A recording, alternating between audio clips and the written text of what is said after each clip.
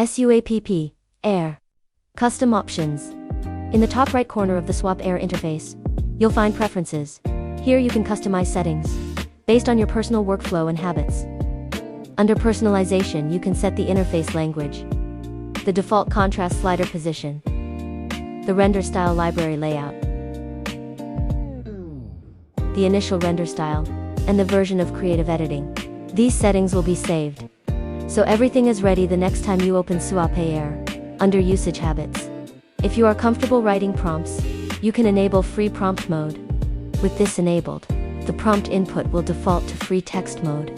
Otherwise, it will use automatic tag mode. You can also set partial redraw default free generation.